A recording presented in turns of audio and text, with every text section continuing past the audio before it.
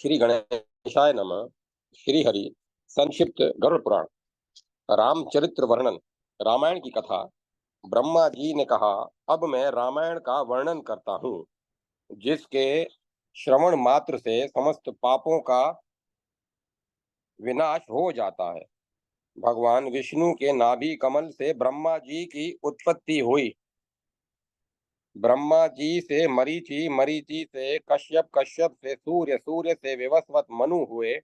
विवस्वत मनु से इक्ष्वाकु हुए। इन्हीं इक्ष्वाकु के वंश में रघु का जन्म हुआ। रघु के पुत्र अज से दशरथ नामक महाप्रतापी राजा ने जन्म लिया। उनके महान बल और पराक्रम वाले चार पुत्र हुए। कौशल्या से राम, केकई से भरत और सुमित्रा से लक्ष्मण तथा शत्रुघ्न का जन्म हुआ। माता पिता के भक्त श्री राम ने महामुनि विश्वामित्र से अस्त्र शस्त्र की शिक्षा प्राप्त कर ताड़का नामक यक्षिणी का विनाश किया। विश्वामित्र के यज्ञ में बलशाली राम के द्वारा सुबाहु नामक राक्षस मारा गया। जनक राज के यज्ञ स्थल में पहुंचकर उन्होंने जानकी का पाणी ग्रहण किया। वीर लक्ष्मण ने उर्मिला, भरत ने कुशध्वज की पुत्री मांडवी और शत्रुघ्न ने कीर्तिमती का पाणी ग्रहण किया। ये महाराज कुशध्वज की पुत्री थी। विवाह के पश्चात अयोध्या में जाकर चारों भाई माता पिता के साथ रहने लगे। भरत और शत्रुघ्न अपने मामा युधाजित के यहाँ चले गए। उन दोनों के नैनीहाल जाने के बाद नृपश्रेष्ठ महाराज दशरथ राम को राज्य देने के लिए उद्यत हुए। उसी समय केकई ने राम को 14 वर्ष के वनवास 14 वर्ष वन में रहने का दशरथ जी से वर मांग लिया। अतः लक्ष्मण और सीता सहित मर्यादा पुरुषोत्तम श्री राम पिता के हित की रक्षा के लिए राज्य को तृणवत त्याग कर श्रृंगवेरपुर चले गए। वहां पर रथ का भी परित्याग कर वे सभी प्रयाग गए और वहां से चित्रकूट में जाकर रहने लगे।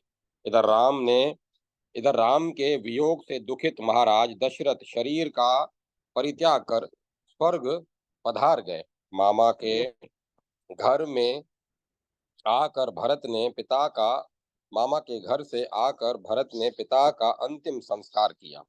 तदंतर वे दल बल के साथ राम के पास पहुंचे। उन्होंने विनम्रता पूर्वक अपने ज्येष्ठ भ्राता श्री राम से कहा, हे महामते, आप अयोध्या लौट चलें और वहां का राज्य करें। राम ने राज्य के प्रति अनिच्छा प्रकट कर दी और भरत को अपनी पादुका देकर राज्य की रक्षा के लिए वापस अयोध्या भेज दिया। भरत वहां से लौटकर राम के प्रतिनिधि रूप में राज्य कार्य देखने लगे। तपस्वी भरत ने नंदी ग्राम में ही रहकर राज्य का संचालन किया। वे अयोध्या में नहीं गए।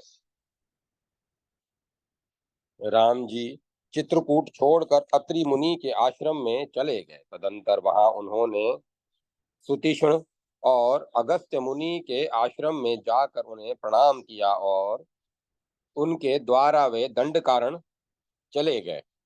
वहां उन सभी का भक्षण करने के लिए शूर्पणखा नाम की एक राक्षसी आ धमकी। अतः रामचंद्र ने नाक कान कटवा कर उस राक्षसी को वहां से भगा दिया। उसने जाकर खरदूषण और तिरशिरा नाम के राक्षसों को युद्ध के लिए प्रेरित किया। 14,000 राक्षसों की सेना लेकर उन लोगों ने राम पर आक्रमण कर दिया। राम ने अपने बाणों से उन राक्षसों को यमपुर भेज दिया। राक्षसी शूर्पणखा से प्रेरित रावण सीता का हरण करने के लिए वहां त्रिदंडी सन्यासी का वेश धारण कर मृग रूपधारी मरीच की अगुवाई में आ पहुंचा। मृग का चरम प्राप्त करने के लिए सीता से प्रेरित राम ने मरीच को मार डाला। मरते समय उसने हा सीते हा लक्ष्मण ऐसा कहा। इसके बाद सीता की सुरक्षा में लगे लक्ष्मण भी सीता के कहने पर वहां जा पहुंचे। लक्ष्मण को देखकर राम ने कहा, यह निश्चित ही राक्षसी माया है, सीता का हरण अवश्य हो गया होगा। इसी बीच बलि रावण अवसर पाकर अंक में सीता को लेकर जटायु को छत विछत कर लंका चला गया। वहां पहुंचकर उसने राक्षसियों की निगरानी में सीता को अशोक वृक्ष की छाया में ठहरा दिया। राम ने आकर पर्णशाला को सूनी देखा, वे अत्यंत दुखित हो उठे। उसके बाद वे सीता की खोज में निकल पड़े।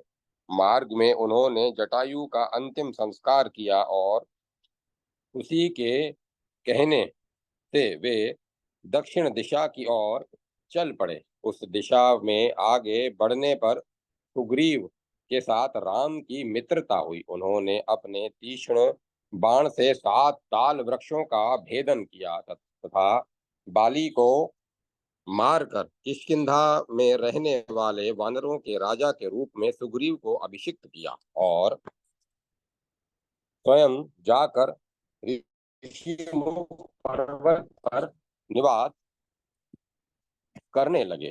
सुग्रीव ने पर्वताकार शरीर वाले उत्साह से भरे हुए वानरों को सीता की खोज में पूर्वादि दिशाओं में भेजा। वे सभी वानर जो पूर्व, पश्चिम और उत्तर की दिशाओं में गए थे, खाली हाथ वापस लौट आए। किंतु जो लोग दक्षिण दिशा में गए थे, उन्होंने वन, पर्वत, द्वीप तथा नदियों के तटों को खोज डाला, पर जानकी का कुछ भी पता न चल सका। अंत में हताश होकर उन सब ने मरने का निश्चय कर लिया। संपत्ति के संपाति के वचन से सीता की जानकारी प्राप्त करके कपिश्रेष्ठ हनुमान जी ने शतयोजन 400 कोस विस्तृत समुद्र को लांग कर लंका में अशोक वाटिका के अंदर रह रही सीता का दर्शन किया, जिनका तिरस्कार राक्षसियां और रावण स्वयं करता था। इन सब के द्वारा बराबर यह कहा जा रहा था कि तुम रावण की पत्नी बन जाओ, किंतु वे हृदय में सदैव राम का ही चिंतन करती थी। हनुमान जी ने ऐसा दयनीय ऐसी दयनीय स्थिति में रह रही सीता को कौशल्या नंदन राम के द्वारा दी गई अंगूठी देकर अपना परिचय देते हुए कहा कि हे मैथिली, मैं श्री राम का दूत हूँ। आप अब दुख न करें। आप मुझे कोई अपना चिन्ह विशेष दें, जिससे भगवान श्री राम आपको समझ सकें। हनुमान जी का यह वचन सुनकर सीता ने अपना चूड़ामणि उतार कर दे दिया और कहा कि हे कपिराज, राम जितना ही शीघ्र हो सके उतना ही शीघ्र मुझको यहाँ से ले चलें, ऐसा आप उनसे कहिएगा। हनुमान ने कहा कि ऐसा ही होगा। तदंतर वे उस दिव्य अशोक वन को विध्वंस करने लगे। उसे विनिष्ट कर उन्होंने रावण के पुत्र अक्ष तथा अन्य राक्षसों को मार डाला और स्वयं मेघनाद के पाश में बंदी भी बन गए। रावण को देखकर हनुमान ने कहा कि हे रावण, मैं श्री राम का दूत हनुमान हूँ, आप राम को सीता लौटा दें। यह सुनकर रावण क्रुद्ध हो उठा। उसने उनकी पूंछ में आग लगवा दी। महाबली हनुमान ने उस जलती हुई पूंछ से लंका को जला डाला। वे पुनः राम के पास लौट आए और बताया कि मैंने सीता माता को देखा। तदंतर हनुमान जी ने सीता जी द्वारा दिया गया चूड़ामणि उन्हें दे दिया। उसके बाद सुग्रीव, हनुमान, अंगद तथा लक्ष्मण के साथ राम लंकापुरी में जा पहुंचे। रावण का भाई विभीषण भी राम की शरण में आ गया। श्री राम ने उसे लंका के राजपद पर अभिषिक्त कर दिया। राम ने नल के द्वारा सेतु का निर्माण कराकर समुद्र को पार किया था। समुद्र के तट पर सुवेल पर्वत पर उपस्थित होकर उन्होंने लंकापुरी को देखा। तदंतर नील, अंगद, नलादि मुख्य वानरों तथा धूम्राक्ष, वीरेंद्र तथा ऋषपति, जामवन, मेंद, द्विद आदि मुख्य वीरों ने लंकापुरी को नष्ट कर डाला। विशाल शरीर वाले काले काले पहाड़ के समान राक्षसों को अपनी वानरी सेना के साथ राम लक्ष्मण ने मार गिराया।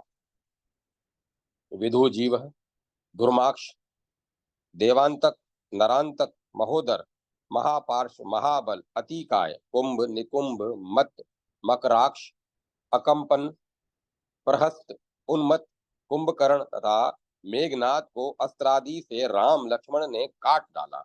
तदंतर उन महापराक्रमी श्री राम ने 20 भुजाओं के समूह को छिन्न भिन्न करके रावण को भी धराशायी कर दिया। उसके बाद अग्नि में प्रविष्ट होकर अपनी शुद्धता को प्रमाणित की हुई सीता के साथ लक्ष्मण एवं वानरों से युक्त राम पुष्पक विमान में बैठकर अपनी श्रेष्ठतम नगरी अयोध्या लौट आए। वहां पर राज्य सिंहासन प्राप्त कर उन्होंने प्रजा का पुत्रवत पालन करते हुए राज्य किया। 10 अश्वमेध यज्ञों का अनुष्ठान करके राम ने गया तीर्थ में पितरों का विधिवत पिंडदान दिया और ब्राह्मणों को विभिन्न प्रकार का दान देकर कुश और लव को राज सिंहासन सौंप दिया। राम ने 11,000 वर्ष तक राज्य किया। शत्रुघ्न ने लवण नामक दैत्य का विनाश किया। भरत के द्वारा शेलुष नामक गंधर्व मारे गए। इसके पश्चात उन सभी ने अगस्त्य आदि मुनियों को प्रणाम करके उनसे राक्षसों की उत्पत्ति की कथा सुनी। तदंतर अपने अवतार का प्रयोजन पूर्ण करके भगवान श्री राम अयोध्या में रहने वाली प्रजा के साथ स्वर्ग लोक को चले गए। अध्याय 143 समाप्त। जय माता सरस्वती। जय मां सरस्वती। हरिवंश वर्णन। श्री कृष्ण कथा। ब्रह्मा जी ने कहा, अब मैं हरिवंश का वर्णन करूंगा जो भगवान कृष्ण के महात्म्य से परिपूर्ण होने के कारण श्रेष्ठतम है। पृथ्वी पर धर्म आदि की रक्षा और अधर्म आदि के विनाश के लिए वसुदेव तथा देवकी से कृष्ण और बलराम का प्रादुर्भाव हुआ। जन्म के कुछ ही दिन बाद कृष्ण ने पूतना के स्तनों को दृढ़ता पूर्वक पी कर उसे मृत्यु के पास पहुंचा दिया। तदंतर छकड़े को बल क्रीड़ा में उलटकर सभी को विस्मित करते हुए उन्होंने यमला अर्जुन उद्धार, कालिया नाग दमन, धेनु का सुर वध, गोवर्धन धारण गोवर्धन धारण आदि अनेक लीलाएं की और इंद्र द्वारा पूजित होकर पृथ्वी को भार से विमुक्त किया तथा अर्जुन की रक्षा के लिए प्रतिज्ञा की। इनके द्वारा अरिष्टासुर आदि अनेक बलवान शत्रु मारे गए। इन्होंने केशी नामक दैत्य का वध किया और गोपों को संतुष्ट किया। उसके बाद चाणुर और मुष्टिक नामक मल इनके द्वारा ही पराजित हुए। ऊंचे मंच पर अवस्थित कंस को वहां से नीचे पटक कर इन्होंने ही मारा था। श्री कृष्ण की रुक्मणी, सत्यभामा आदि 8 प्रधान पत्नियां थी। इनके अतिरिक्त महात्मा श्री कृष्ण की 16,000 अन्य स्त्रियां थी। उन स्त्रियों से उत्पन्न हुए पुत्र पौत्रों की संख्या सैकड़ों हजारों में थी। रुक्मणी के गर्भ से प्रद्युम्न उत्पन्न हुए जिन्होंने शंबरासुर का वध किया। इनके पुत्र अनिरुद्ध हुए जो बाणासुर की पुत्री उषा के पति थे। अनिरुद्ध के विवाह में कृष्ण और शंकर का महाभयंकर युद्ध हुआ था और इसी युद्ध में 1000 भुजाओं वाले बाणासुर की भी 2 भुजाओं को छोड़कर शेष सभी भुजाएं कृष्ण के द्वारा काट डाली गई। नरकासुर का वध इन्हीं महात्मा श्री कृष्ण ने किया था। नंदन वन में बलात् पारिजात वृक्ष सत्यभामा के लिए ये ही उखाड़ कर लाए थे। बल नामक दैत्य, शिशुपाल नामक राजा तथा द्विद नामक बंदर का वध इन्हीं के द्वारा हुआ था। अनिरुद्ध से व्रज नाम का पुत्र हुआ। कृष्ण के स्वर्गारोहण के पश्चात वही इस वंश का राजा बना था। सांदीपनी नामक मुनि कृष्ण के गुरु थे। कृष्ण ने ही गुरु सांदीपनी की पुत्र प्राप्ति की अभिलाषा को पूर्ण किया था। मथुरा में उग्रसेन और देवताओं की रक्षा इन्होंने ही की थी। अध्याय 144 समाप्त। जय माता सरस्वती। जय मां सरस्वती। महाभारत कथा एवं बुद्ध आदि अवतारों की कथा का वर्णन। ब्रह्मा जी ने कहा, अब मैं महाभारत के युद्ध की कथा का वर्णन करूंगा, जो पृथ्वी पर बड़े हुए अत्याचार के भार को उतारने के लिए हुआ था, जिसकी योजना युधिष्ठिर आदि पांडवों की रक्षा के लिए तत्पर श्री कृष्ण ने स्वयं की थी। भगवान विष्णु के नाभि कमल से ब्रह्मा जी की उत्पत्ति हुई। ब्रह्मा जी से अत्रि, अत्रि से सोम, सोम से बुद्ध हुए, बुद्ध से इला नामक अपनी पत्नी से पुरूरवा को उत्पन्न किया। पुरूरवा से आयु, आयु से ययाति, और ययाति के वंश में भरत, कुरु और शंतनु हुए। राजा शंतनु की पत्नी गंगा से भीष्म हुए। भीष्म सर्वगुण संपन्न तथा ब्रह्म विद्या के पारंगत विद्वान थे। शंतनु की सत्यवती नामक एक दूसरी पत्नी थी। उस पत्नी के दो पुत्र हुए, जिनका नाम चित्रांगत और विचित्र वीर्य था। चित्रांगत नाम वाले गंधर्व के द्वारा युद्ध में चित्रांगत मार डाला गया। विचित्र वीर्य का विवाह काशीराज की पुत्री अंबिका और अंबालिका के साथ हुआ। विचित्र वीर्य भी निसंतान ही मर गए थे। अतः व्यास से उनके द्वारा क्षेत्रज पुत्रों अंबिका के गर्भ से धृतराष्ट्र तथा अंबालिका के गर्भ से पांडु का जन्म हुआ। उन्हीं व्यास के द्वारा दासी के गर्भ से विदुर का जन्म हुआ। धृतराष्ट्र के गांधारी से 100 पराक्रमी पुत्र हुए, जिनमें दुर्योधन सबसे बड़ा था। पांडु पत्नी कुंती और माद्री से 5 पुत्रों का जन्म हुआ। युधिष्ठिर, भीमसेन, अर्जुन, नकुल और सहदेव, ये पांचों पुत्र बड़े ही बलवान और पराक्रमशाली थे। देवसात, कौरव और पांडवों में वैर भाव उत्पन्न हो गया। उदत अद्भुत स्वभाव वाले दुर्योधन द्वारा पांडव जन बहुत ही सताए गए। लाक्षागृह में उन्हें विश्वासघात से जलाया गया, किंतु वे अपनी बुद्धिमता से बच गए। उसके बाद उन लोगों ने एक चक्रा नामक पुरी में जाकर एक ब्राह्मण के घर में शरण ली। वहां रहते हुए उन सभी ने बक नामक राक्षस का संहार किया। तदंतर पांचाल नगर में ही रहे। द्रौपदी द्रौपदी के स्वयंवर को जानकर वे सभी वहां पहुंचे। वहां अपने पराक्रम का परिचय देकर उन पांडवों ने द्रौपदी को पत्नी के रूप में प्राप्त किया। इसके बाद द्रोणाचार्य और भीष्म की अनुमति से धृतराष्ट्र ने पांडवों को अपने पास बुला लिया और बाधा और आधा राज्य उन्हें दे दिया। आधा राज्य प्राप्त करने के पश्चात इंद्रप्रस्थ नामक एक सुंदर नगर में रहकर वे राज्य करने लगे। उन तपस्वी उन तपस्वी पांडवों ने वहां पर एक सभा मंडप का निर्माण करके राजसूय यज्ञ का अनुष्ठान किया।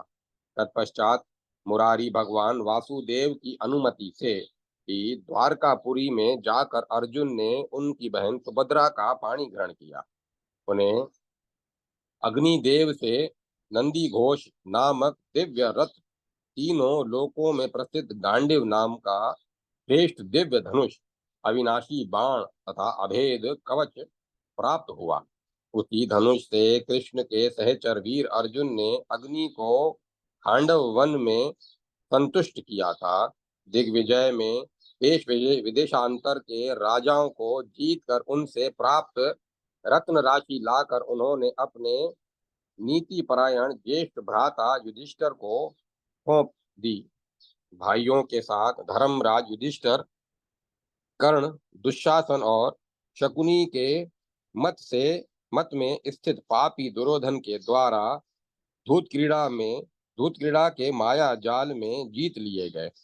उसके बाद 12 वर्षों तक उन्हें वन में महान कष्ट उठाना पड़ा। तदंतर धौम्य ऋषि तथा अन्य मुनियों के साथ द्रौपदी सहित वे पांचों पांडव विराट नगर गए और गुप्त रूप से वहां रहने लगे।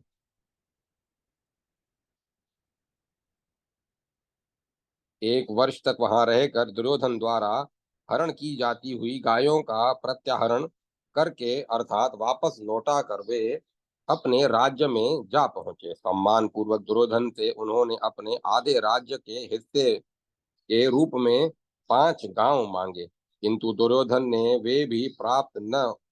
से वे भी प्राप्त न हो सके। अतः कुरुक्षेत्र के मैदान में उन वीरों को युद्ध करना पड़ा। इसमें पांडवों की और 7 दिव्य अक्षौणी सेना थी और दुर्योधन आदि 11 अक्षौणी सेना से युक्त थे। ये युद्ध देवासुर संग्राम के समान महाभयंकर हुआ था। सबसे पहले दुर्योधन की सेना के सेनापति भीष्म हुए और पांडवों का सेनापति शिखंडी बना।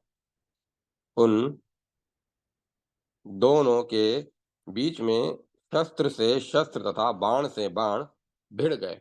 10 दिनों तक महाभयंकर युद्ध होता रहा। शिखंडी और अर्जुन के सैकड़ों बाणों से भिद कर भीष्म धराशायी हो गए, किंतु इच्छा मृत्यु का वरदान होने से भीष्म की उस समय मृत्यु नहीं हुई। जब सूर्य उत्तरायण में आ गए तब धर्म संबंधित विभिन्न उपदेश देकर उन्होंने अपने पितरों का तर्पण किया और भगवान गदाधर का ध्यान करते हुए अंत में वे उस परम पद को प्राप्त हुए जहाँ पर आनंद ही आनंद है और जो निर्मल आत्माओं के लिए मुक्ति का स्थान है, जो निर्मल आत्माओं के लिए मुक्ति का स्थान है। तदंतर सेनापति के पद पर द्रोणाचार्य आसीन हुए। उनका युद्ध पांडव सेनापति धृष्टद्युम्न के साथ हुआ। उस परम दारुण युद्ध यह परम दारुण युद्ध 5 दिनों तक चलता रहा। जितने भी राजा इस युद्ध में सम्मिलित हुए वे सभी अर्जुन के द्वारा मारे गए। पुत्र शोक का समाचार सुनकर द्रोणाचार्य उस शोक के सागर में डूब गए। उनके बाद वीर अर्जुन के से लड़ने के लिए कर्ण युद्ध भूमि में आया। 2 दिनों तक महाभयानक युद्ध करके वे भी उनके द्वारा प्रयुक्त अस्त्रों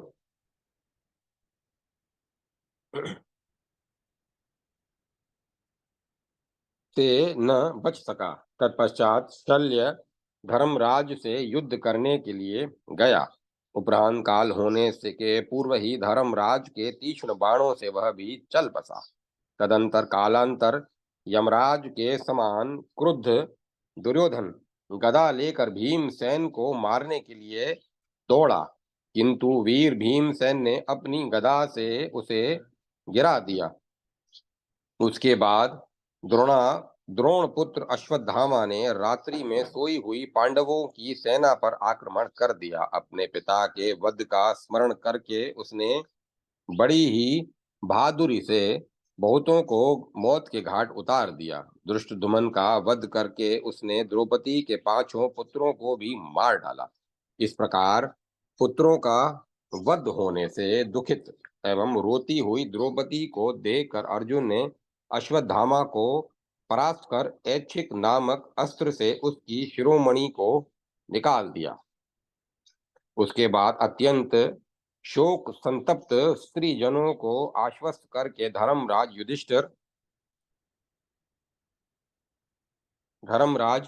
युधिष्ठिर ने स्नान करके देवता और पितृजनों का तर्पण किया। तत्पश्चात भीष्म के द्वारा दिए गए सदुपदेशों से आश्वस्त महात्मा युधिष्ठिर पुनः राज्य कार्य में लग गए। अश्वमेध यज्ञ का अनुष्ठान करके उन्होंने भगवान विष्णु का पूजन किया तथा विधिवत ब्राह्मणों को दक्षिणा आदि देकर संतुष्ट किया। काम्भ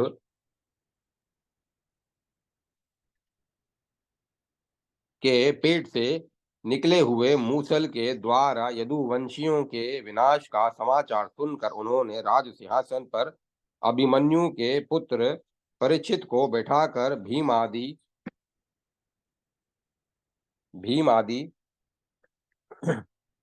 अपने सभी भाइयों सहित विष्णु सहस्त्र नाम का जप करते हुए स्वयं भी स्वर्ग में के मार्ग का अनुगमन किया। वासुदेव कृष्ण असुरों को यमोहित व्योमोहित करने के लिए बुद्ध रूप में अवतरित हुए। अब वे कल्कि होकर फिर संबल ग्राम में अवतार लेंगे और घोड़े पर सवार होकर वे संसार के सभी विधर्मियों का विनाश करेंगे। अधर्म को दूर करने के लिए सतव गुण प्रधान देवता आदि की रक्षा और दुष्टों का संहार करने के निमित्त भगवान विष्णु का समय समय पर वैसे ही अवतार होता है जैसे समुद्र मंथन के समय धन्वंतरी होकर उन्होंने देवता आदि की रक्षा के लिए विश्वामित्र के पुत्र महात्मा सुश्रुत को आयुर्वेद का उपदेश किया। इस तरह महाभारत की कथा एवं भगवान के अवतारों की कथा का मैंने वर्णन किया। इसे सुनकर मनुष्य स्वर्ग को प्राप्त करता है। अध्याय 145 समाप्त। जय माता सरस्वती। जय मां सरस्वती। आयुर्वेद प्रकरण। गरुड़ पुराण का आयुर्वेद प्रकरण अत्यंत महत्व का है।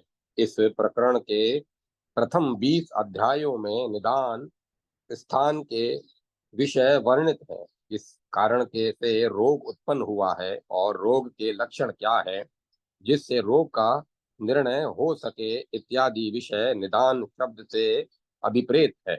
इसके बाद लगभग 40 अध्यायों में रोगों की चिकित्सा हेतु औषधियों का निरूपण हुआ है तथा उन औषधियों के निर्माण की विधि बताई गई है। इस औषधि का यह अनुपान है, किस प्रकार इसका सेवन करना चाहिए आदि बताया गया है। एक ही रोग के लिए अनेक औषधियां योगों को भी बताया गया है, पर यह सब किसी सुयोग्य वेद के परामर्श से ही करना चाहिए। उपलब्ध गरुड़ पुराण का पाठ कहीं कहीं अस्पष्ट तथा खंडित भी प्रतीत होता है। आयुर्वेद के आर्ष ग्रंथों का आश्रय करके यथासंभव अर्थ ठीक करने की चेष्टा की गई। पाठकों के इससे लाभ उठाना चाहिए। निदान का अर्थ तथा रोगों का सामान्य निदान निरूपण। धन्वंतरी जी ने कहा, हे सुश्रुत, प्राचीन काल में आत्रेय आदि श्रेष्ठ मुनियों ने जिस प्रकार सभी रोगों का निदान बताया है वैसे ही मैं तुम्हें सुनाऊंगा। पांपा, ज्वार, ज्वर, व्याधि, विकार, दुख, आम्य, अश्मा, आतंक, गद और आभाद ये पर्यायवाची शब्द हैं। रोग के ज्ञान के 5 उपाय हैं। निदान, पूर्व रूप, रूप, अपशय और संप्राप्ति। निमित्त हेतु, आयातन, प्रत्यय, उत्थान तथा कारण। इन प्रायों से निदान कहा जाता है, अर्थात निमित्त आदि शब्दों से जिस वस्तु का निश्चय होता है वही निदान है। दोष विशेष के ज्ञान के बिना ही उत्पन्न होने वाला रोग जिन लक्षणों से जाना जाता है उसे पूर्व रूप कहते हैं। यह पूर्व रूप सामान्य और विशिष्ट भेद से 2 प्रकार का होता है। यह उत्पत्थ उपदगमान कमान रोग जिन लक्षणों से जाना जाता है उन लक्षणों को अल्पता से के कारण थोड़ा समय होने से पूर्व रूप कहा जाता है। वही पूर्व रूप व्यक्त हो जाने पर रूप कहलाता है। संस्थान, व्यजन, लिंग, लक्षण, चिन्ह और आकृति ये रूप के पर्यायवाची शब्द हैं। हेतु, विपरीत व्याधि विपरीत, हेतु व्याधि अभय विपरीत तथा हेतु विपरीत अर्थकारी हेतु के साथ प्रतीत होने पर भी विपरीत क्रिया करने वाला व्याधि विपरीत अर्थकारी और हेतु व्याधि अभय विपरीत अर्थकारी औषध अन्न तथा विहार के परिणाम के में सुखदायक उपयोग को उप उपशय कहते हैं। इसी का नाम सात्मय भी है।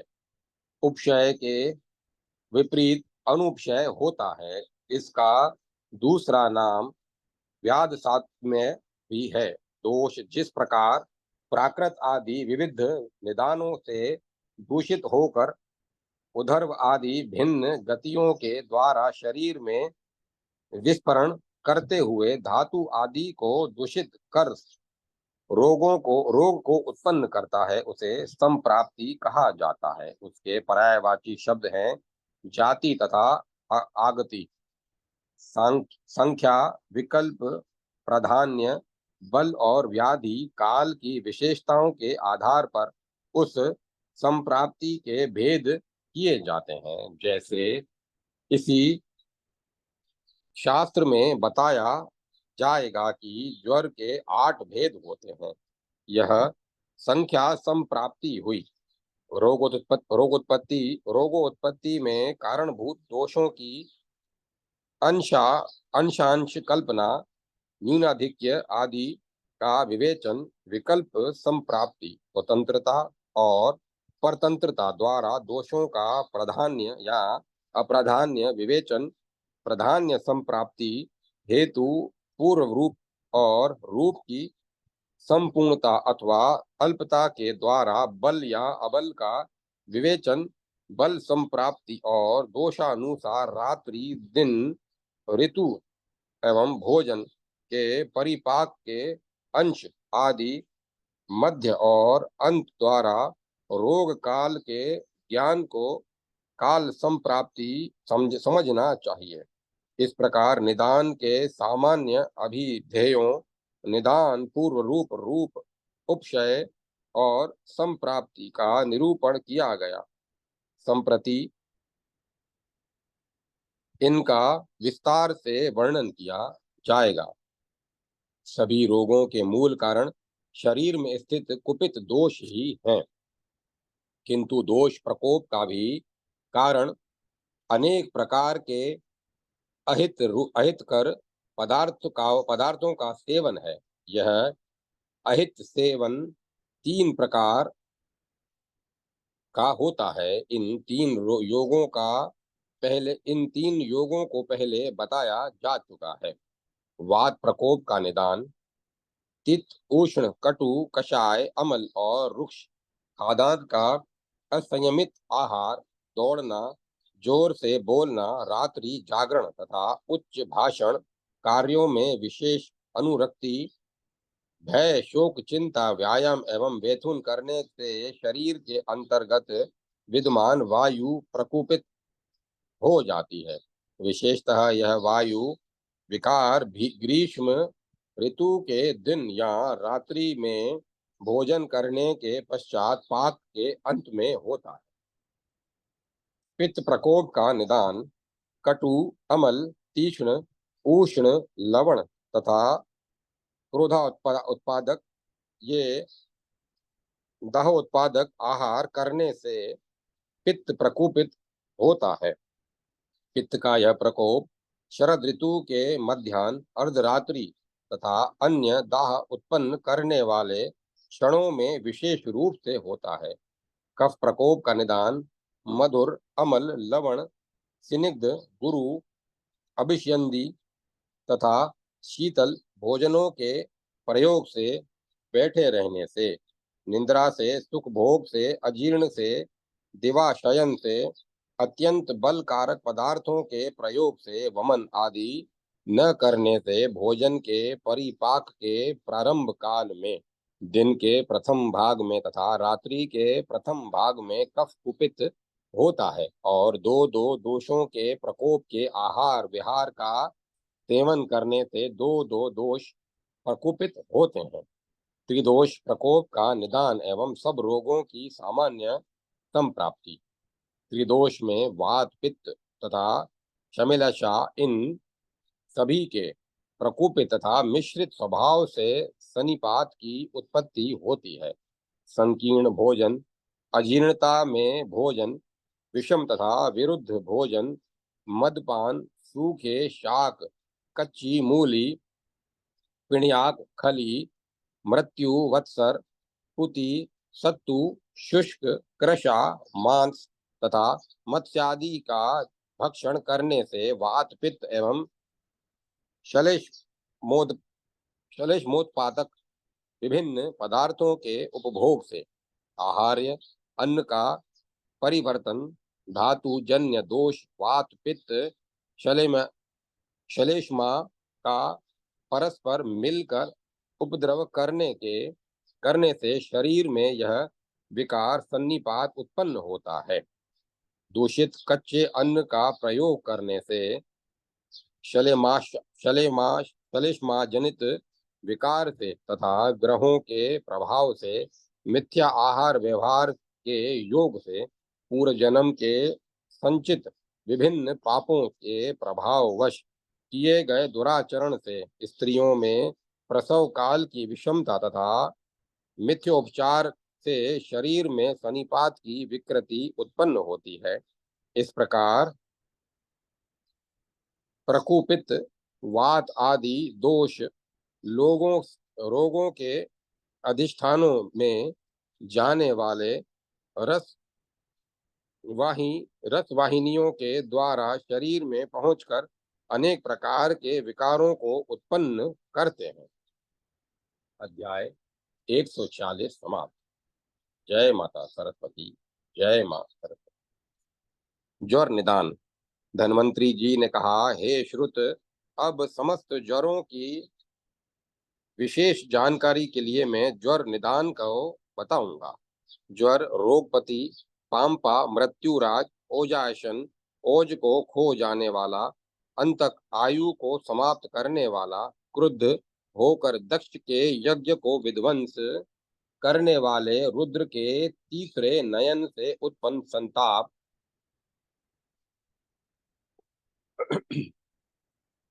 मोहमय,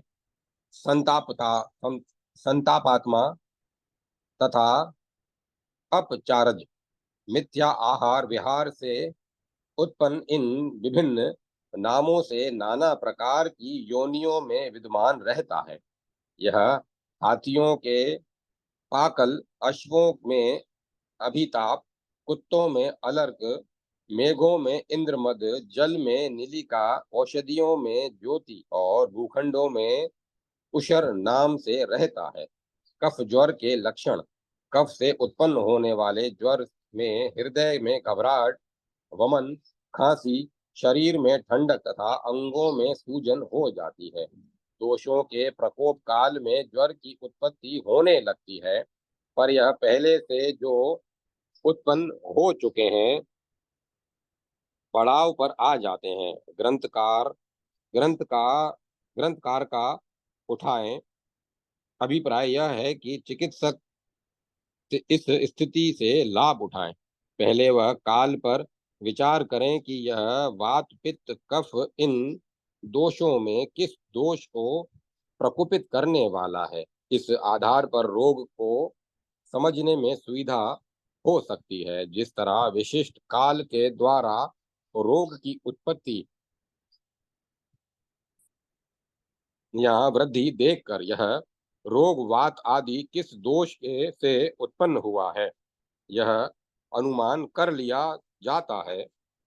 उसी तरह अपक्षय लाभ और अनुपक्षय हानि से भी रोग को पहचाना जा सकता है। औषध, अन्न, विहार, देश, काल आदि से उत्पन्न लाभ को उपक्षय कहते हैं और इन्हीं औषध आदि का उपयोग यदि किसी रोग में दुखद हो तो उसे अनुपक्षय कहते हैं।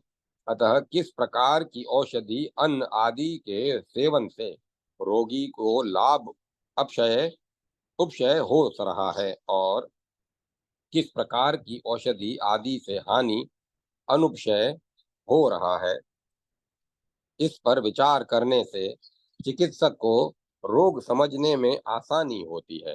निदान प्रकरण में कहे गए किस औषधि और विहार के सेवन से अनुपशय हानि होती है और किन पदार्थों के सेवन से उपशय लाभ होता है, यह देखकर दोषों का अनुमान किया जा सकता है। अरुचि, अपरिपाक, स्तंभ, आलस्य, हृदय दाह, विपाक, तंद्रा, वस्ति, विमद्रावण्य, लार का गिरना, मन का भरा हुआ, भूख न लगना, मुख की चिपचिपाहट, शरीर में स्वेच्छता होना, उष्णता का रहना, शरीर का भारी लगना, अधिक पेशाब का होना, शरीर की जीर्णता का विशेष भान होना तथा शरीर की कांति में मलिनता का आना, ये सभी आम ज्वर के लक्षण है। भूख का न लगना, शरीर का हल्का हो जाना, यह सामान्य ज्वर है। जब ज्वर में वात, पित्त तथा कफ तीनों दोष बराबर बढ़ते रहते हैं तो उसे परिपक्व अष्टाह निराम ज्वर का लक्षण माना जाता है। दो दोषों के लक्षणों का संसर्ग होने पर तीन संसर्गज द्वंद्वज ज्वर होते हैं। वात पित्त ज्वर के लक्षण: सिर में वेदना, मूर्छा, वमन, शरीर प्रदाह, मोह, कंठ और मुख की शुष्कता, अरुचि, शरीर के पर्व पर्व में टूटन, अनिद्रा, मन में विभ्रम, रोमांच, सिहरन, जमाई और वात प्रकोप से त्वचा में शीतलता की अनुभूति का होना, ये सभी लक्षण वात और पित्त की प्रवृत्ति के कारण उत्पन्न हुए ज्वर से ग्रसित शरीर में दिखाई देते हैं।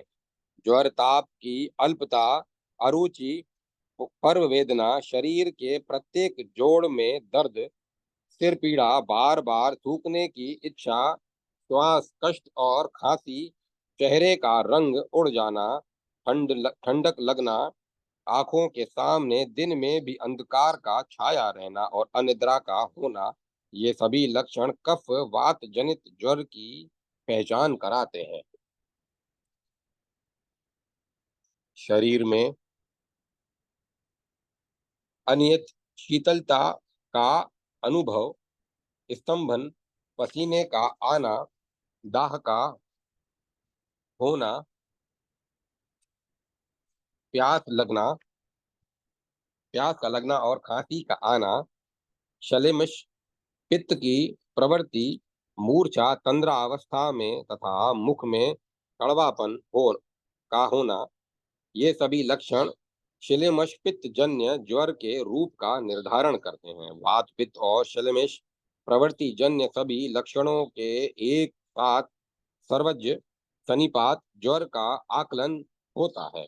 ऐसी अवस्था में बार बार ये सभी लक्षण प्रकट होते रहते हैं। इस ज्वर काल में रोगी को ठंडक लगती है, दिन में महानिद्रा की स्थिति बनी रहती है, रात्रि में नींद नहीं आती या सदैव निंद्रा ही रहती है अथवा निंद्रा ही नहीं आती।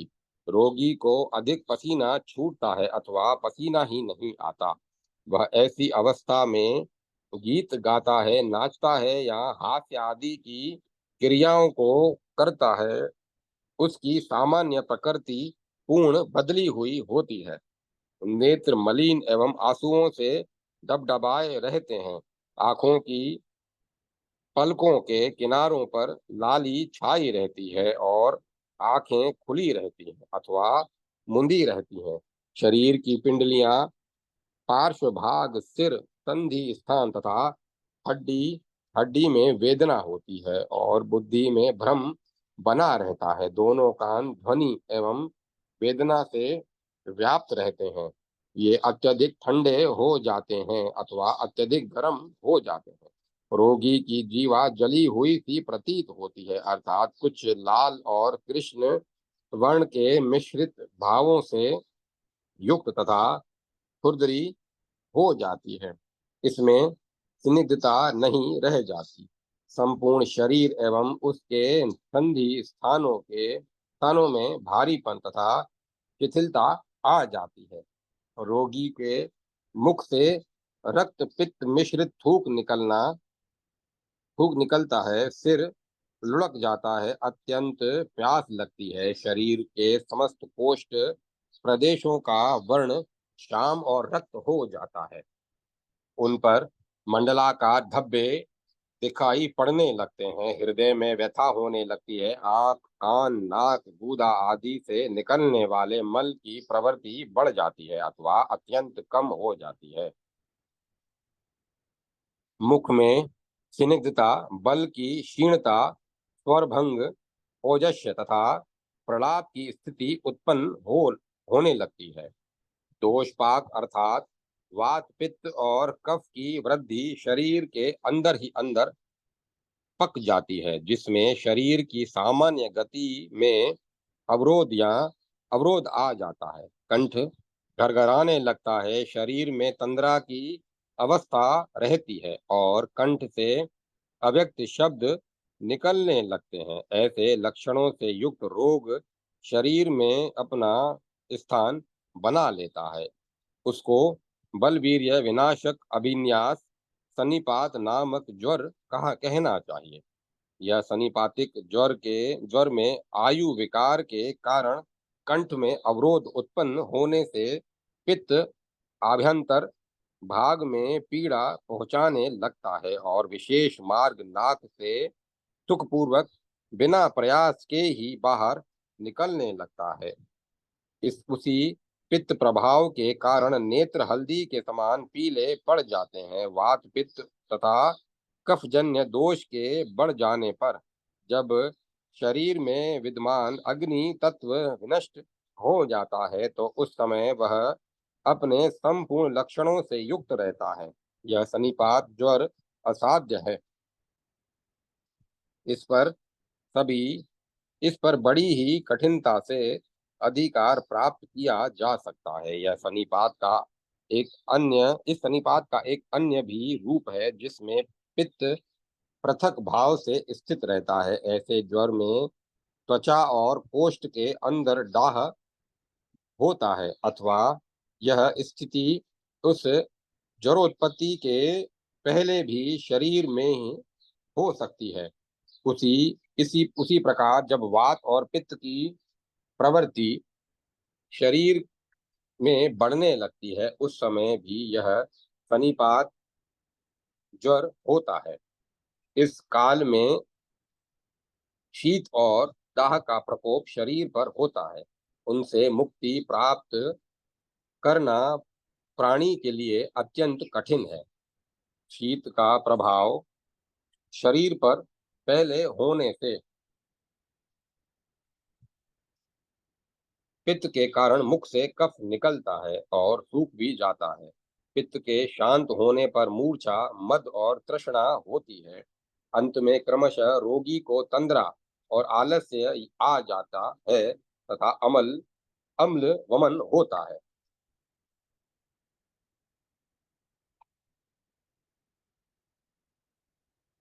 आगंतुक ज्वर का लक्षण अभिघात, अभिशंग, शाप और अभिचार कर्म से आने वाले 4 प्रकार के ज्वर को आगंतुक ज्वर माना गया है।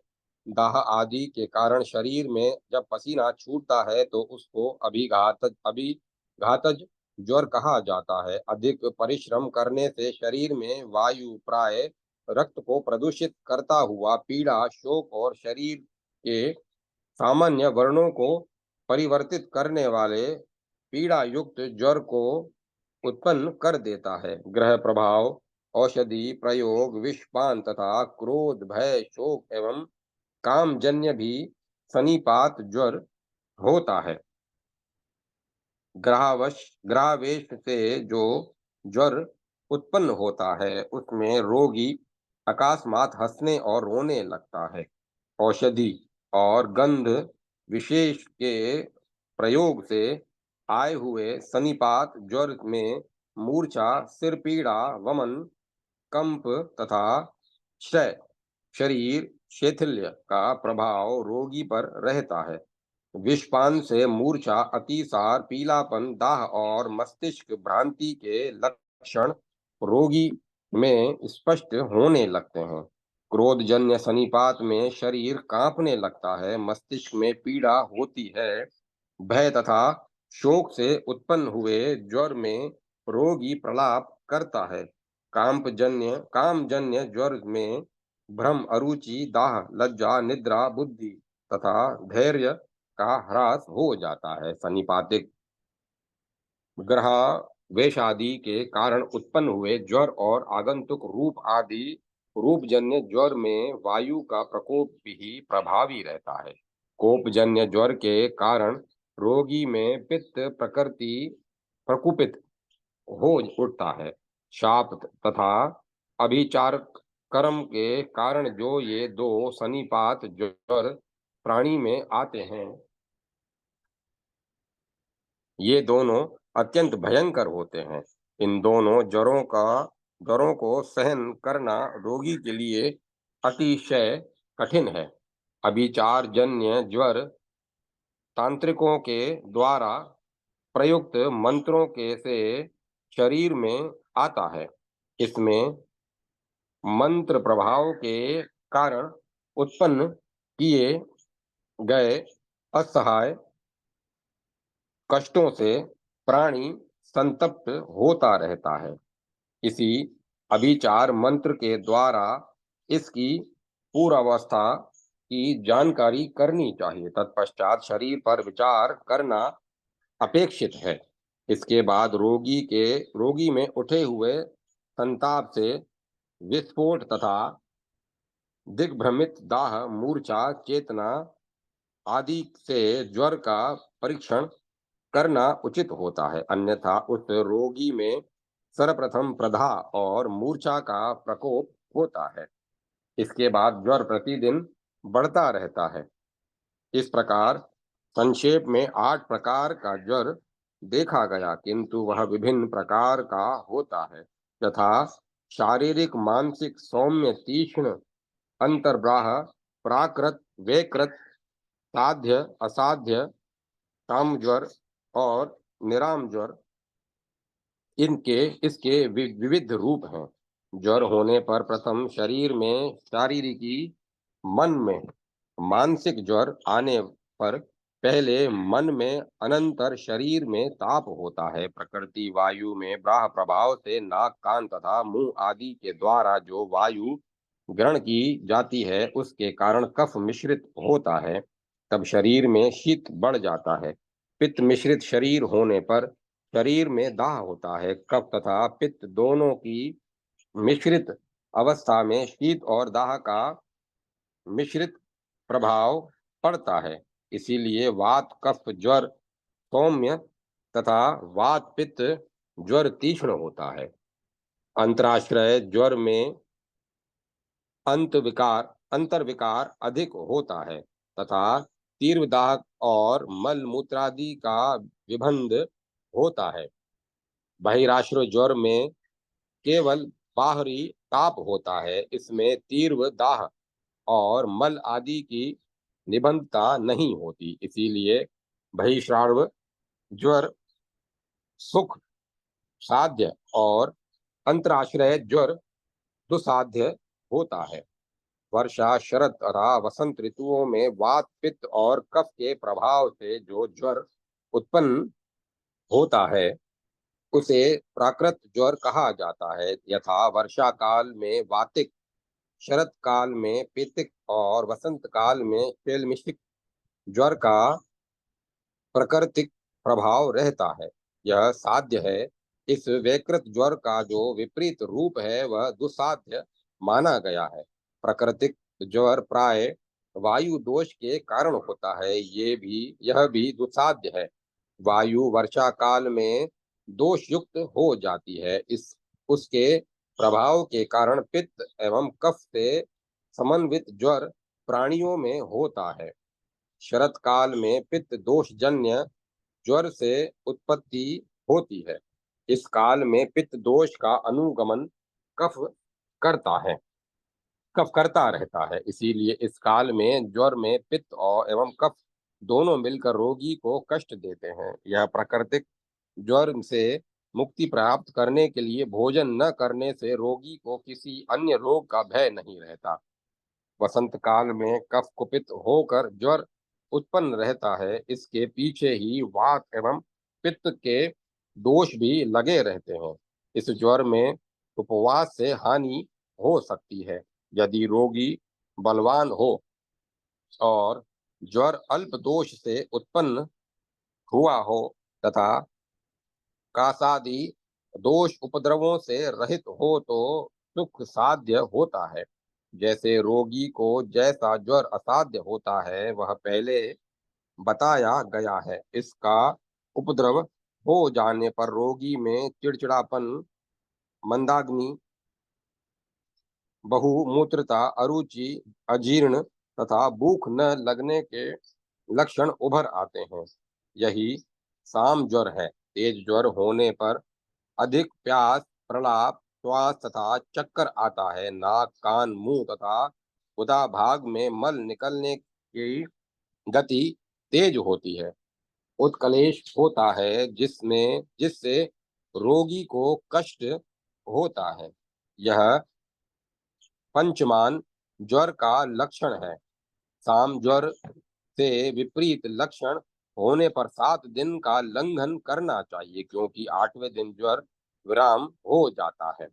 मल, काल तथा बलाबल के कारण ज्वर 5 प्रकार का कहा गया है, यथा निरंतर विद्यमान रहने वाला, सतत प्राही ज्वर, दूसरे दिन तक रहने वाला ज्वर, तीसरे और चौथे 4 दिन तक रहने वाला। विशेषतः ये ज्वर सनिपात से ही होते हैं। इस ज्वर में धातु, मूत्र और विष्ठा को शरीर से बाहर निकालने वाले मार्ग मलव्यापी हो जाते हैं। इस समय ये सभी दूषित होकर एक समान ही संपूर्ण शरीर को संतप्त करते हैं तथा दोष्य पदार्थों, देश, ऋतु और प्रकृति द्वारा बढ़कर और बलवान, भारी तथा स्तब्ध होकर रसादि के आश्रित हो जाते हैं तथा प्रतिद्वंदिता से रहित होकर वातादि दोष दुस्सह संतत ज्वर को उत्पन्न करते हैं। अनल धर्म ज्वर की गर्मी कभी मल और कभी धातुओं का शीघ्र ही श्रय कर देते हैं। मल और धातुओं के श्रय के कारण से रसादि सप्त धातु, मल, मूत्र और तीनों दोष, इन 12 पदार्थों को ज्वर की उष्मा सर्वाकार निशेष निशेष करके कफ की अधिकता से उत्पन्न हुआ यह संतत ज्वर 7, 10 या 12 दिनों में या तो रोगी को छोड़ देता है या मार डालता है। यह अग्निवेश का मत है। इस विषय में हारित का यह मत है कि रोगी की निरोगता तथा मृत्यु के लिए 14, 18 तथा 22 दिन तक त्रिदोष की मर्यादा होती है। धातु जन्य शुद्धता तथा अशुद्धता के कारण यह संततः ज्वर प्राणी के शरीर में अधिक समय तक भी अवस्थित रह सकता है। दुर्बल तथा व्याधि मुक्त रोगी में मिथ्याहारित अपथ्य सेवन से शरीर में प्रविष्ट अल्प दोष भी अन्य दूसरे दोषों से शांति शक्ति ग्रहण कर महाबलवान हो जाता है। जिस उपचार या पथ्य के कारण ज्वर बढ़ता और घटता है उसे प्रत्यनिक कहते हैं। यह ज्वर विषेप, श्रय तथा विशुद्धि से युक्त रहता है। उपर्युक्त मिथ्याहार का सेवन करने वाले मनुष्य के देह में वातादि दोषों में से कोई सा बलवान दोष अपने प्रकोप काल में संतत आदि ज्वर उत्पन्न करता है, परंतु यह भी संभव है जब उसे अपने पक्ष में किसी रसादि दुष्य पदार्थ से सहायता मिले। सहायता न मिलने पर वह बलहीन होकर क्षीण हो जाता है। क्षीण हो रहे दोष से युक्त ज्वर सूक्ष्म होता है, जो शरीर के अंदर विद्यमान रसादिक सप्त धातुओं में ही लीन रहता है। उस आदि रस आदि में सूक्ष्म भाव से विद्यमान रहने के कारण यह ज्वर शरीर में कृष्णता, विवरणता और जड़ता आदि को उत्पन्न कर देता है। रसवाही स्तोत्रों के मुख खुले होने के कारण ज्वर को उत्पन्न करने वाले दोष उन स्तोत्रों में प्रविष्ट होकर संपूर्ण शरीर में व्याप्त हो जाते हैं। इस कारण संतत ज्वर निरंतर रहता है और यह उक्त हेतु के विपरीत होने पर संपूर्ण स्तोत्र दूरवर्ती सूक्ष्म मुख वाले होते हैं। इसीलिए ज्वर को उत्पन्न करने वाले दोष विलंब में प्रविष्ट होते हैं, अर्थात संपूर्ण देह में फैलने नहीं पाते। इसीलिए विनिच्छिन्न काल में सत्तादि ज्वर को उत्पन्न करते हैं। अतः सत्तादि ज्वर संतत ज्वर से विपरीत होता है। विषम संज्ञक ज्वर का प्रारंभ क्रिया और काल विषम होता है तथा यह ज्वर दीर्घ कालानुबंधी होता है।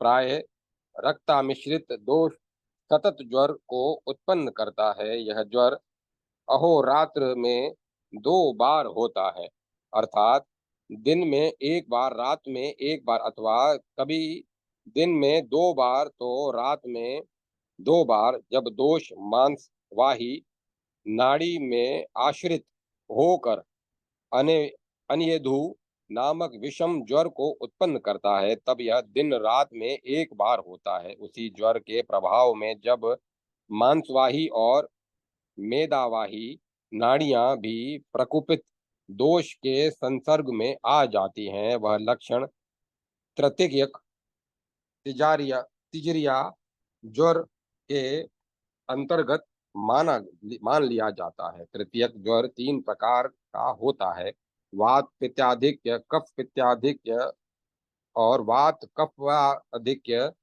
प्रथम दिन पित्त और वायु के प्रकोपित होने से ज्वर मस्तक मस्तक तक मस्तक का ग्राही हो जाता है। दूसरे दिन कफ तथा पित्त के प्रकोप से वह रीढ़ की हड्डियों में प्रविष्ट हो जाता है और तीसरे दिन वायु और कफ से दूषित होने से वह ज्वर संपूर्ण पीठ पर अधिकार कर लेता है। अर्थात पित्त और वायु के प्रकोपित होने से ज्वर प्रभाव के कारण पहले दिन रोगी का मस्तक जलने लगता है और उसमें पीड़ा होती है।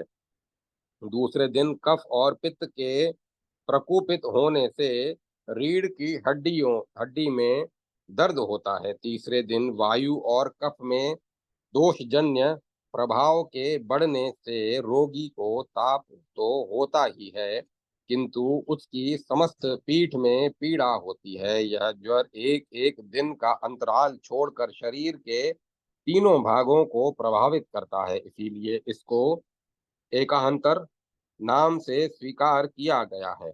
वात पित्त और कफजन्य दोष के कारण शरीर के अंदर अधिक बनने वाले मल के द्वारा ज्वर जब मेदा, मज्जा, हड्डी तथा अन्य स्थितियों में पहुंच जाता है, तब इसको चतुर्थक ज्वर कहा जाता है। लौकिक भाषा में इसी को लोग चौथिया बुखार कहते हैं। जब यही ज्वर मज्जा भाग में प्रविष्ट होता है तो यह दूसरे प्रकार का हो जाता है और इसका प्रभाव भी शरीर पर दूसरी रीति से पड़ता है।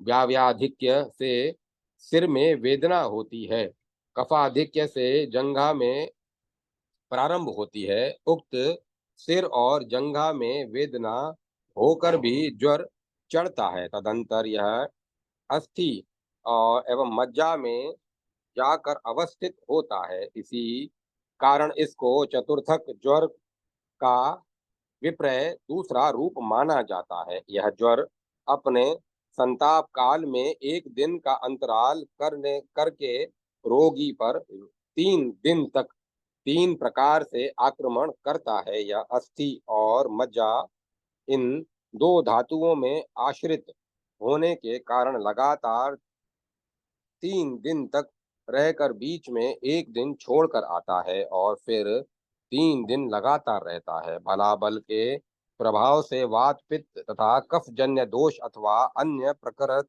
विकृत चेष्टाओं को जन्म देने वाले विकारों की परिपक्व स्थिति के या स्थिति के आ जाने पर रोगी को 7 दिन का लंघन करना चाहिए। इसी तरह जिस जिस समय रजोगुण एवं तमोगुण के कारण मानस दोष तथा मानस कार्य का बलाबल होता है, उसी उसी समय में यह शतादि ज्वर उत्पन्न होकर चढ़ता उतरता रहता है।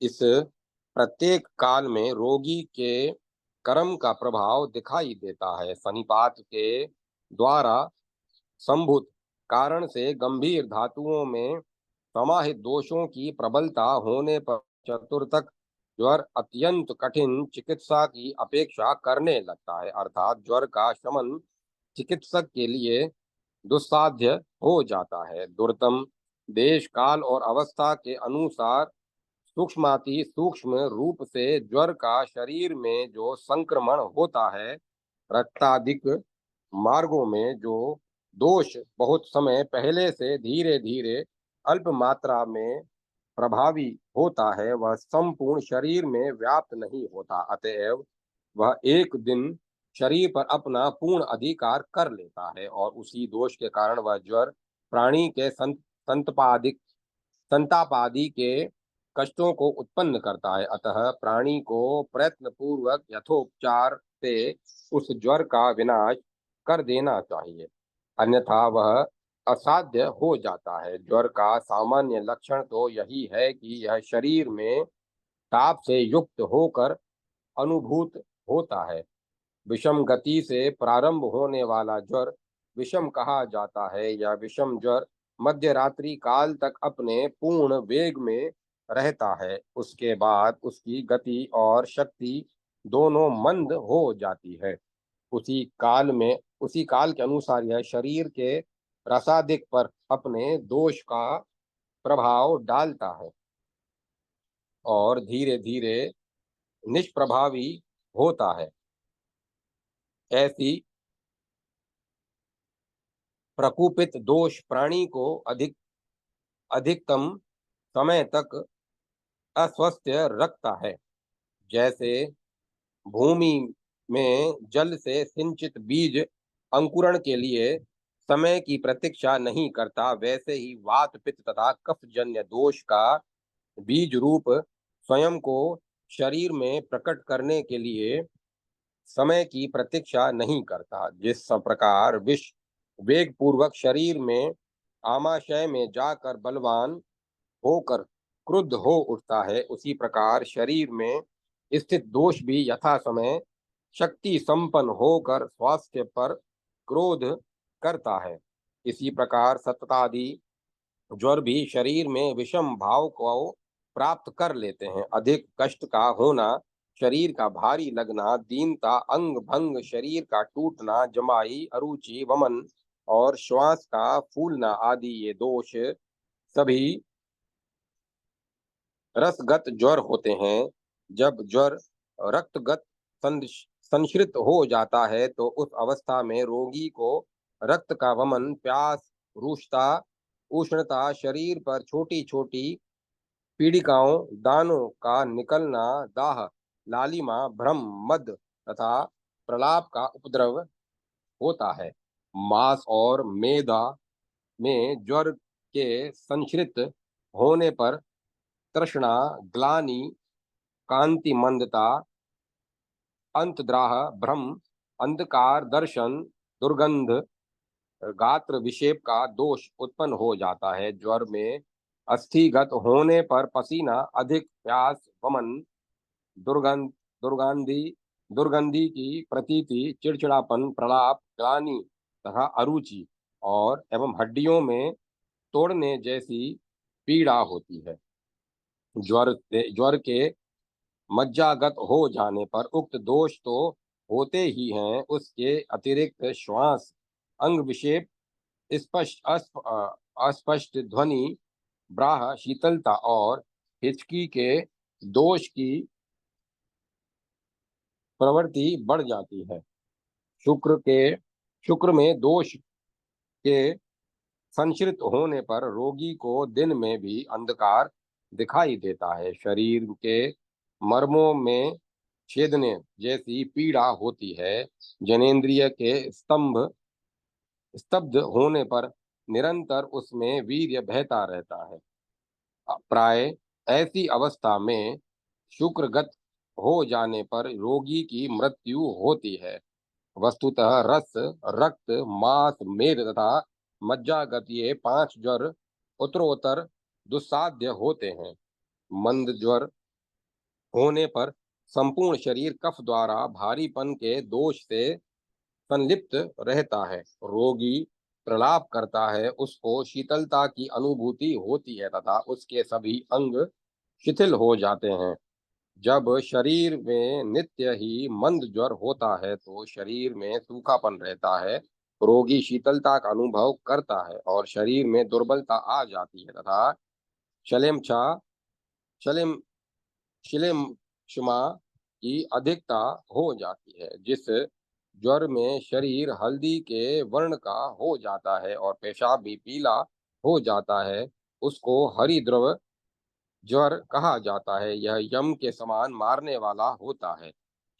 जिसके शरीर में कफ और वात समान रूप में रहते हैं तथा पित्त की कमी होती है, उसमें यह ज्वर दिन में मंद वेग से एवं रात्रि में तेज हो जाता है तथा इसे रात्रि ज्वर कहते हैं। व्यायाम के कारण दिवाकर के शक्ति संचय न करने से जो जब रोगी का शरीर शुष्क हो जाता है तो वात की अधिकता के कारण रोगी की शरीर में सदा रात में ज्वर रहता है। उसे पौर्वरात्रिक ज्वर कहा जाता है। इस ज्वर में श्लेष्मा पित्त के नीचे आमाशय के में स्थित रहने पर आत्मस्थ होकर रोगी का आधा शरीर शीतल और आधा उष्ण रहता है। ज्वर के समय रोगी के शरीर में जब पित्त परिव्याप्त रहता है तथा श्लेष्मा अंत में स्थित रहता है, इसीलिए उसका शरीर उष्ण तथा और हाथ पैर ठंडे रहते हैं। रस और रक्त में आश्रित एवं मांस एवं मेदा में स्थित ज्वर साध्य है। हड्डी और मज्जा में स्थित ज्वर कष्ट साध्य है। ज्वर जिस जिस अंग में रहता है उसे कांतिहीन कर देता है। इस ज्वर में रोगी संज्ञाहीन ज्वर के वेग से आर्त और क्रोध युक्त रहता है। रोगी सदा दोष समन्वित उष्ण मल का वेग पूर्वक परित्याग करता है। ज्वर के शांत होने पर शरीर लघु हल्का हो जाता है। थकान, मोह और संताप दूर हो जाता है। मुख में छाले पड़ जाते हैं। इंद्रियों में निर्मलता आ जाती है। पीड़ा नहीं रहती। शरीर में उचित पसीना छूटता है। भूख लगती है। मन स्वस्थ एवं प्रसन्न हो जाता है। अन्न ग्रहण की इच्छा होने लगती है तथा सिर में खुजलाहट होती है। अध्याय 147 समाप्त। जय माता सरस्वती। जय मां सरस्वती। ओम नमः शिवाय। ओम नमो भगवते वासुदेवाय। ओम तत्सत। ओम तत्सत। ओम। कथा को विराम दिया जाता है।